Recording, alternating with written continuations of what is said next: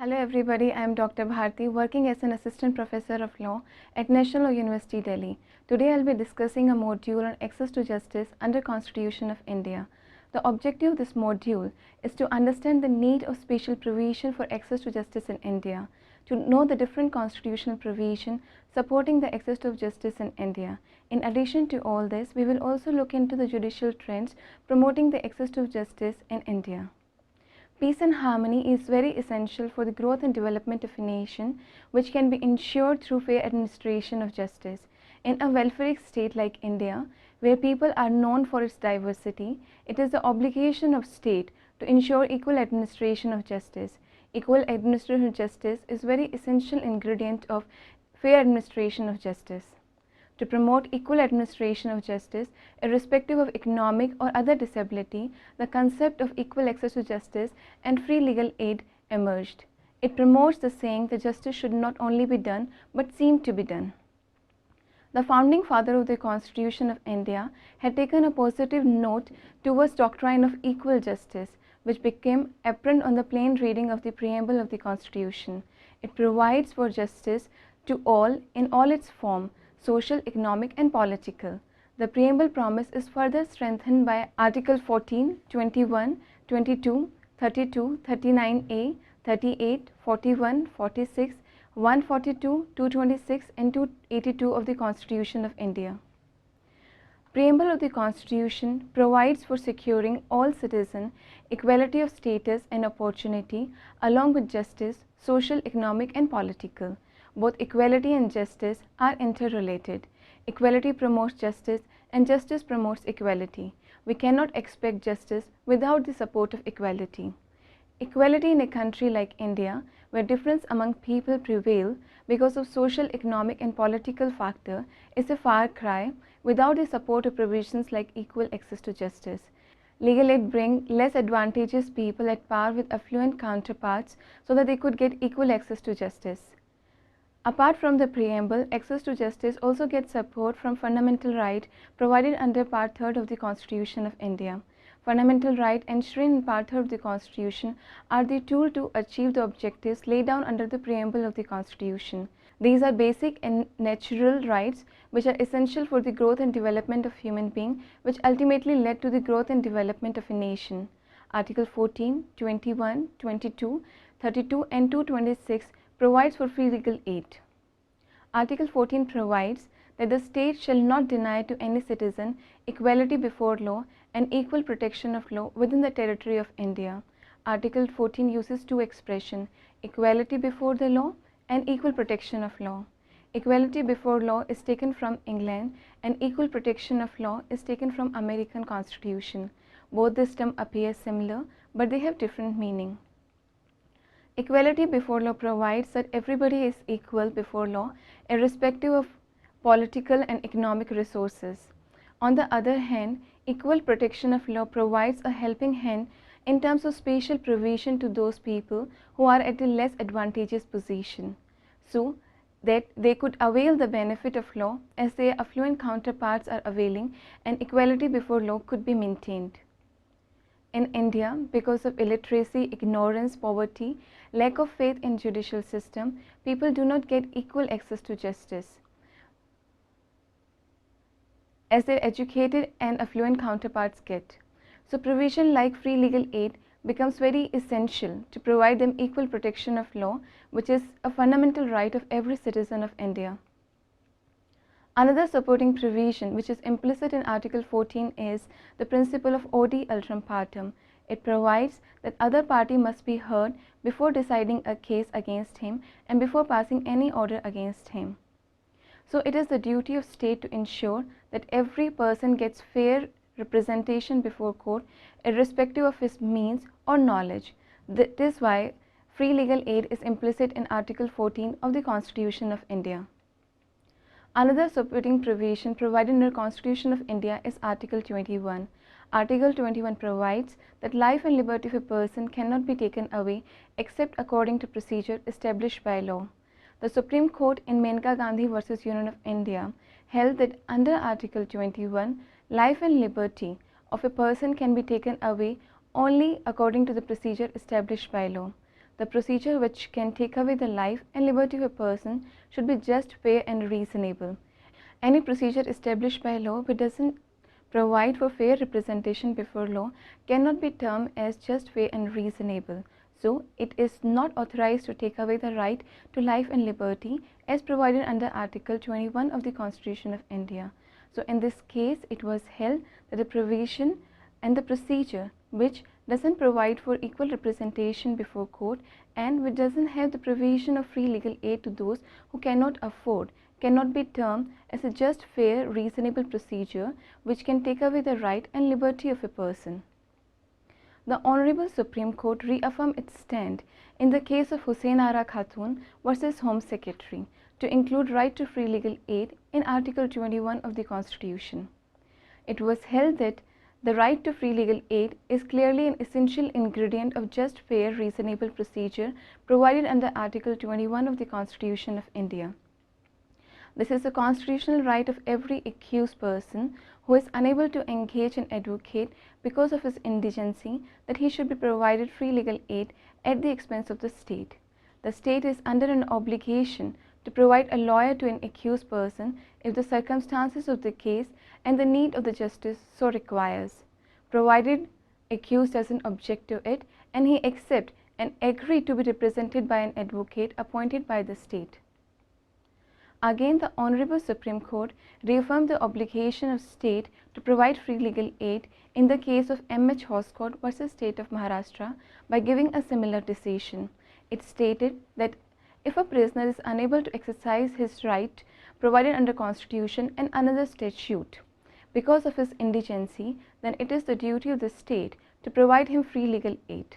Another issue regarding obligation of court to inform about the right to free legal aid was discussed by Honorable Supreme Court in the case of Sukdas versus Union of India. It was held in this case that right to free legal aid is a fundamental right of every accused who cannot afford to hire the services of an advocate, and it is the duty of the state to provide an advocate at state cost if an accused person appearing before him doesn't have means to afford an advocate. And this right is implicit in the requirement of just, fair and reasonable procedure provided under Article 21 to take away the right to life and personal liberty of a person. It was also held that this right cannot be denied to him on the ground that he failed to apply for it. The magistrate is under an obligation to inform every accused who appears before him that he has the right to be represented by an advocate at state cost if he doesn't have means to afford an advocate from his own money. Again, in the case of Muhammad Ajmal Kasab versus State of Maharashtra, the Honorable Supreme Court directed all the magistrates in India to inform all the accused who appear before him the right to free legal aid to which they are entitled to if they don't have means to hire the services of an advocate to represent their case. It was held in this case that the right to legal aid, consult and defend by a legal practitioner arises when a person arrested in connection with a cognizable offence is produced before a magistrate.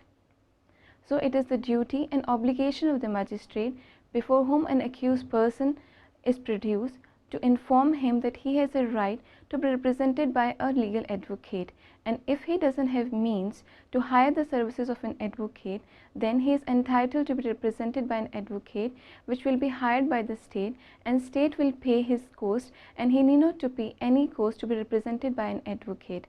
It ensures equal administration of justice, which is very essential ingredient of fair administration of justice.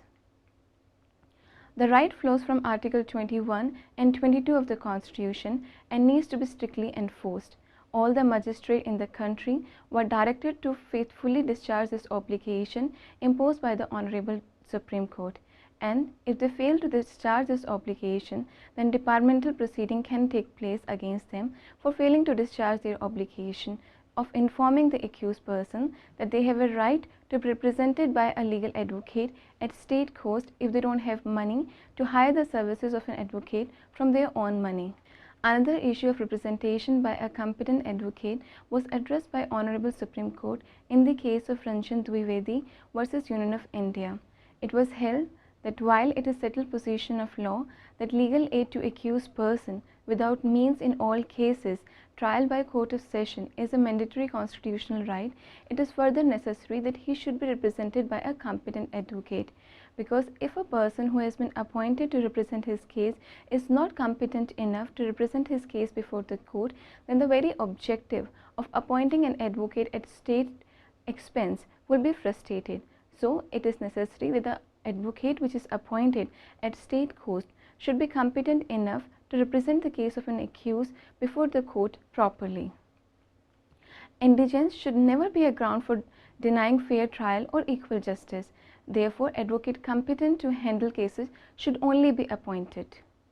The problem of inadequacy of competent advocate which can be appointed in cases where accused doesn't have money to hire the services of an advocate of its own was discussed in the case of State of Maharashtra versus Manubhai Pragji Vashi.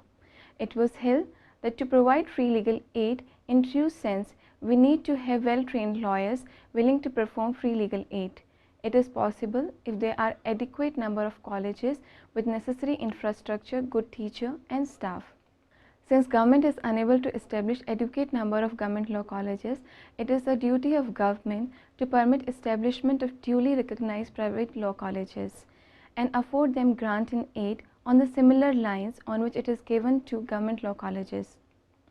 This would facilitate functioning of these colleges efficiently and in a meaningful manner.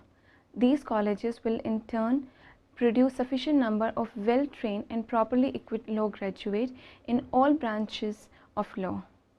This will in turn enable the state and other authorities to provide free legal aid to those who cannot afford to hire the services of advocate from their own money. And it will ensure that opportunity for securing justice are not denied to any citizen on account of any disability, including his poverty. Another supporting constitutional provision for access to justice is Article 22. Article 22 requires certain procedure to be followed at the time of arrest and detention, which is very basic requirement of just, fair and reasonable procedure established by law to take away the life and liberty of a person. It states that no person who is arrested should be detained in custody without being informed as soon as may be the ground of such arrest, and he shall also be informed that he has a right to consult an advocate of his choice. The right to consult and to be defended by a legal practitioner of his choice is a fundamental right of every person without any qualification of affordability under Article 22 of the Constitution of India. Therefore, it is the duty of state to provide legal representation even if a person can't afford to hire the services of an advocate of his choice from his own money. It is very essential for maintaining equal and fair administration of justice. In the case of State of MP versus Subharam, it was held that right to consult and defended by a legal practitioner of his choice is guaranteed with a view to enable the accused to prepare for his defense. This right belongs to the arrested person not only at the pre-trial stage but also at the trial before a criminal court or before a special tribunal, and whether the arrest is made under a general law or under any special law. If a state fails to fulfill its obligation of providing free legal aid to those who cannot afford it, which is the fundamental right, the aggrieved party can get it enforced under Article 32 and 226 of the Constitution of India. Article 32 provides the right to move the Supreme Court for the enforcement of fundamental rights provided under the Constitution of India. The Supreme Court shall have power to issue direction or order or writs in the nature of habeas corpus, mandamus, prohibition, quo warranto and certiorari, whichever may be appropriate for the enforcement of fundamental right alleged to be violated by a person making complaint before the Honorable Supreme Court. This is one of the highly cherished right. It is very important and integral part of the basic structure of the Constitution. It gives Supreme Court a status of the protector and guarantor of the fundamental right, as it provides for the enforcement of fundamental right in case of infringement. This right puts stress on the obligation of state to protect fundamental rights. It is true that a declaration of fundamental right is meaningless until unless there is effective machinery for the enforcement of such rights. It is the remedy which makes the right a reality. If there is no remedy, then there is no right.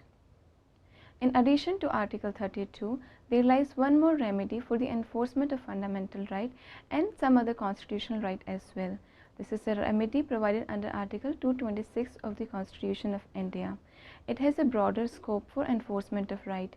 Under Article 32, a person can only get fundamental rights enforced if they have been violated. But under Article 226, a person can approach the High Court for the enforcement of fundamental right as well as any other constitutional right. In our country, because of poverty, illiteracy and ignorance, people are not in a position to apply for enforcement of their rights and complain regarding the violation and infringement of their rights. So constitutional remedies not only provide for enforcement of fundamental right and another constitutional right, but also facilitates the enforcement of such right provided in the Constitution of India by way of public interest litigation. According to the traditional rule of locus standi, only that person whose right have been infringed can appear the court for the enforcement of his right and for claiming compensation. But as we discuss in India, because of poverty, ignorance and some other factor, everybody is not in a position to approach the court for the enforcement of their fundamental rights and other rights provided under the Constitution of India. So this rule of locus standi was liberalized to allow public spirited person, organization to file a case for the redressal of the grievances of poor and illiterate people. This concept of social litigation in India was initiated by Justice Krishna Iyer in the year 1976 in the case of Mumbai Kamkar Sabha versus Abdullah Bhai. The equal access to justice is not only supported by fundamental rights but also by directive principle provided under Part 4 of the Constitution of India. They are not enforceable like fundamental right, but they are the guiding principle for the good governance of a welfare state like India. Article 38, 39A, Article 41 and 46, though they are not enforceable like fundamental right, have aptly guided the promotion of equal justice in India. It is provided under Article 38 of the Constitution of India that state is under an obligation to promote welfare of people by securing and protecting as effectively as it may a social order in which justice, social, economic and political shall inform all the institutions of national life. Article 32 subclause 2. The state shall, in particular, strive to minimize the inequalities in income and endeavour to eliminate inequalities in status, facilities and opportunities, not only among individual but also among group of people residing in different areas or engaged in different vocations. Legal aid comes within the ambit of Article 38 as it diminishes the inequality due to economic factors and tries to bring equal opportunity of availing legal services irrespective of their affordability by people. Article 39A provides that states shall secure the operation of legal system which promotes justice on equal opportunity and shall in particular provide free legal aid by suitable legislation or scheme or in any other way to ensure that opportunity for securing justice are not denied to any citizen by reason of economic or other disabilities. Article 39A promotes justice on the basis of equal opportunity. It imposes an imperative duty upon the state to provide free legal aid to those who can't afford it because of economic reasons. The Parliament of India, in discharge of its duty imposed under Article 39A, enacted the Legal Services Authorities Act 1987. This act provides for the legal aid to those who can't afford it because of economic or other factor. Section 12 of this act has laid down a list of people who can avail the free legal aid at the expenses of the state. The 42nd Amendment, which inserted Article 39A in the Constitution of India, also made some changes in Schedule 7 of the Constitution of India. It removed the entry 3, that is administration of justice, from state list and added it under concurrent list as entry 11A. The objective behind this change is to enable both state and centre to make law on the theme administration of justice. Earlier, it was only within the ambit and scope and jurisdiction of state to make law for the effective administration of justice. But now, as it has been added under concurrent list on which both center and state can make law, so now both center and state can make law for the effective administration of justice in India, and which include provision for free legal aid for those who cannot afford it. Further, Article 41 requires the state shall, within the limit of its economic capacity and development, make effective provision for securing right to work, education and public assistance in the case of unemployment, old age, sickness and disability, and in another case of undeserved want. The article provides for public assistance in case of undeserved want. So, state is under an obligation to provide for free legal aid to those who because of economic reason are not in a position to avail legal aid for them. Similarly, under Article 46, the state is under an obligation to promote with special care the educational and economic interest of the weaker section of the people, and in particularly of the scheduled caste and scheduled tribe, and to protect them from social injustice and all form of exploitation. In this way, under this article, there has a scope to bring within its ambit the obligation of state to make law for providing free legal aid to weaker section of society, including SC and STs, so that they could avail equal access to justice, which is essential for preventing any sort of exploitation against them. Apart from preamble, fundamental right and directive principle, there are certain other constitutional provisions which equally support the promotion of free legal aid in India. One of such provisions is Article 282 of the Constitution of India. It provides that union or state may make grant for any public purpose. Providing free legal aid is a public purpose which is very essential for the growth and development of a nation. So, under the preview of this article, the union or the state can give grant for providing free legal aid, for spreading legal awareness, etc., which is a public purpose. So, if a grant has been provided by center or state for spreading legal awareness, that can be utilized for conducting legal awareness camps at different places in India and making people aware of their rights. It is very essential to make people aware of their rights, because if people are aware of their rights, then it puts check on the arbitrary exercise of power by the authorities, as well as it resists the other people from exploiting the rights of these people. Similarly, Article 142, Clause 1 has been providing assistance in promoting access to justice in India. It provides that in the exercise of its jurisdiction, the Supreme Court may pass any decree or may make any order as is necessary for doing complete justice in any court or matter pending before it. Article 142 helped the Supreme Court in providing equal access to justice till there was no special enactment for providing free legal in India by effective interpretation and implementation of the existing provision of the Constitution, which we have already discussed.